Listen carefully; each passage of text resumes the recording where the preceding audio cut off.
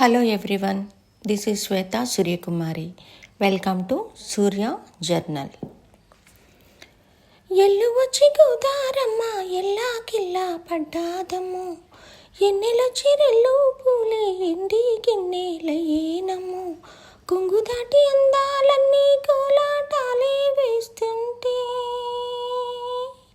ఓరయ్యో రావయ్యో ఆగడాల పిల్లోడా నా సొగ్గాడా మీగడంత నీదేలేరా బుల్లోడా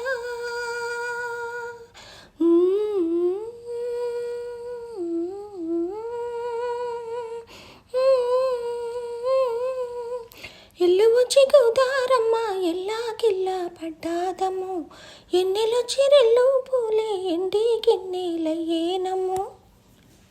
గోదావరి చెంతన బిందెల సెట్టింగులో అందాల తార శ్రీదేవితో కలిసి స్టెప్పులేసిన నటుడు శోభన్ బాబు. కొమ్మ కొమ్మకు సన్నాయి కోటి రాగాలు ఉన్నాయి ఏమిటి మౌనం ఎందుకీ ధ్యానం కొమ్మ కొమ్మకు సన్నాయి కోటి రాగాలు ఉన్నాయి. గోరింటాకు చిత్రంలో పడవలో ప్రయాణిస్తూ నటి సుజాతతో కలిసి యుగళ గీతంలో నటించిన సోగ్గాడు. శోభన్ బాబు తెలుగు చిత్రసీమలో పరిచయం అవసరం లేని పేరు. ఆయన పేరు చెబితే ముందుగా శోభన్ బాబు రింగు అంటూ మొహంపై పడే ఉంగరాల జుట్టు గుర్తుకు వస్తుంది ఎవరికైనా. తెలుగు చిత్రసీమలో శోభన్ బాబు స్థానం చిరస్మరణీయం. ఆయన నటించిన అద్భుత చిత్రాలు ప్రేక్షకుల గుండెల్లో నిలిచి ఉన్నాయి. ముఖ్యంగా ఇద్దరు భార్యల ముద్దుల భర్తగా ఆయన చిత్రాలకు ప్రత్యేకత ఉంది.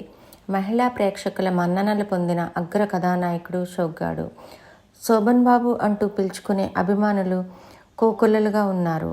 గోదావరి తీరంలో ఆయనకు విడదీరాని అనుబంధం ఉంది.